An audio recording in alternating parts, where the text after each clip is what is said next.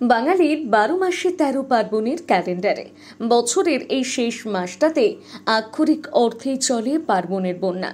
চড়ক থেকে গাজন তো আছে, সেই সঙ্গে পাড়ায় পাড়ায় এই সময় চলে শীতলা পুজোর আয়োজন। নেহাতি পাড়াতো সেই পুজো উপলক্ষে এলাকায় এলাকায় প্রতি সপ্তাহের মঙ্গল আর শনিবার চলে সার্বজনীন আর পারিবারিক অরন্ধন। দুপুর থেকে কয়েক ঘন্টা সেই পুজোর পর হোমযজ্ঞ শেষ হলে তবেই পল্লীর ঘরে ঘরে ফেরা জলে উনুন আর গ্যাস ওভেন। পূর্ব কলকাতা লাগোয়া উত্তর 24 পরগনার বিধাননগর পৌর নিগমের বাগুইআটিতে এমনই একটি শতাধিক বর্ষের শীতলা পুজোয় দুদিন ধরে মেতে উঠলেন কয়েক হাজার মানুষ। এলাকার নারায়ণতলা পশ্চিম অধিবাসী বৃন্দের আয়োজনে গত সপ্তাহের শেষ দুটো দিন ছুটি, একই সঙ্গে চলল শীতলা ও কালী পুজোর বিধিমাফিক আচার।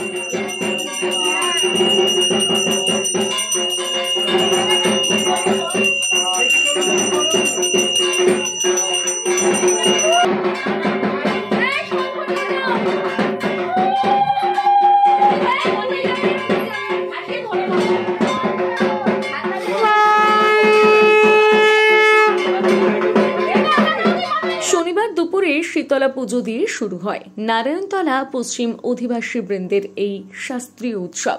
এলাকার সমস্ত বাসিন্দা ছাড়া উপস্থিত ছিলেন বিধাননগর পৌর নিগমের কার্যনির্বাহী বাস্তুকার মনোজিৎ মুখোপাধ্যায়। একই সঙ্গে হাজির ছিলেন বিশিষ্ট এবং আমন্ত্রিত অতিথিরাও। এটার কারণ হচ্ছে যে এখানকার মানুষজনের মধ্যে কমিউনিটি ফিলিং, অর্থাৎ নিজেদের সাথে নিজেদের যোগাযোগটা অনেক বেশি। সেই কারণেই এখানে যে কোনো অনুষ্ঠান, এটা শীতলা কালী পুজো বলে না, এখানে গণেশ পুজো হয়, এখানে দুর্গা পুজো ছোট হলেও অনুষ্ঠিত হয়, কিন্তু পুজো ছোট বা বড় সেটা ম্যাটার করে না। যদি মানুষ কাতারে কাতারে অংশগ্রহণ করেন তখন যে কোনো ছোট পুজো অনেক বড় আঙ্গিকে বড় পুজো হিসেবে পরিচিত লাভ করে। এটা কি মানে শীতলা ঠাকুর তো বহুদিনের পূজিতা, তো সেখানে আমাদের যেমন ধরুন দুর্গা পূজা বা অন্যান্য পূজা যেখানে আমাদের মাকে বোধন করা হয়, সেখানে যেমন সার্বজনীন একটা ব্যাপার থাকে এবং উপর মহলের মানুষ ছাড়া চট করে দুর্গা পুজো করাটা একটু মুশকিল হয়। সেখানে শীতলা পুজোর যদি আমরা ইতিহাস দেখি, সেখানে সর্বসাধারণের জন্য, স্পেশালি একটু নিম্নবর্গের মানুষদের জন্য কিন্তু শীতলা পুজোর একটা প্রাধান্য বরাবরই থেকেছিল। তো সেখানে আরও বেশি করে হয়তো মানুষ নিজেকে ওতপ্রোতভাবে জড়িত মনে করতে পারেন। তো সেই জন্যই হয়তো মা বা বোনেরা আর কি আরও বেশি করে সেখানে নিজেদেরকে আত্মীয়ের মতন সবার সাথে মিলেমিশে এই পুজোটা করতে পারে। যদিও নিছক শাস্ত্রীয় পুজো এখানকার এই প্রাচীন আয়োজন কোনো কালেই আটকে থাকেনি। পুজোর অন্য কিছু চমকও এখানে পাওয়া যায়, যেমন পান্তা উৎসব। প্রাচীন বাংলার প্রথা মেনে এলাকায় শীতলা পুজোয় এবারও ছিল বড় মাপের সেই পান্তা উৎসব। এখানকার প্রায় 1200 বাসিন্দা একসঙ্গে পাত পেরে বসে খেলেন সেই রকমারি তরি তরকারি সহ পান্তা ভাত, যা আগের রাতেই তৈরি হয়েছিল পূজা প্রাঙ্গণে।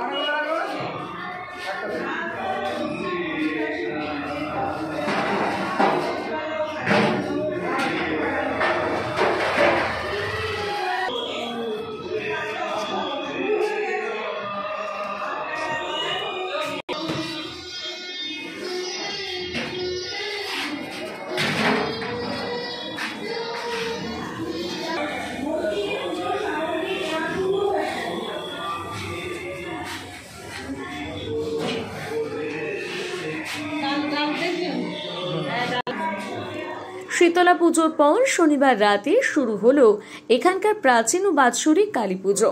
চলতো মধ্যরাত থেকে ভোর পর্যন্ত। এরপর রবিবার সন্ধ্যায় শুরু হলো মহাকালীর পুজোর মহাভোগ বিতরণ। নয় করে 1,500 মানুষ মহানন্দে খেলেন সেই কালীভোগ।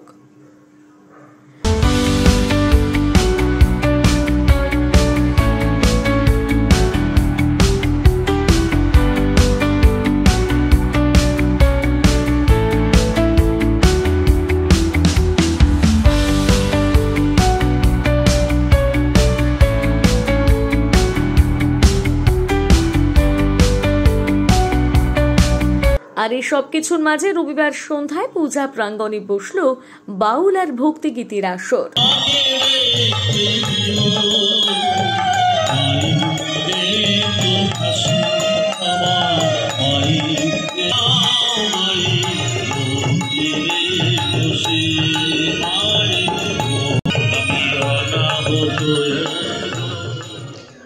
এটা বলার একটাই উদ্দেশ্য, এটা পুরোটাই মায়ের আশীর্বাদ।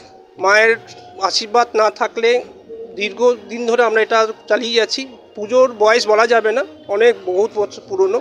আর এই যে সমাগম সব মানুষের দেখছেন, কালকে যেমন ওয়েদার দেখেছেন প্রচুর বৃষ্টি ছিল, কিন্তু মা আসার পর পুরো ওয়েদার পরিষ্কার হয়ে গেছে। তাই ওনার একটা আশীর্বাদ আমাদের উপরে আছে, আগামী দিনে যাতে আমরা আরও ভালো করে করতে পারি। আর সবাই নয়নতলা অধিবাসীবৃন্দ সবার এটা একটা সাপোর্ট আছে, এখানে সবাই একজোট হয়ে আমরা এই প্রোগ্রাম 2 দিন 3 দিন ধরে যেটা করি।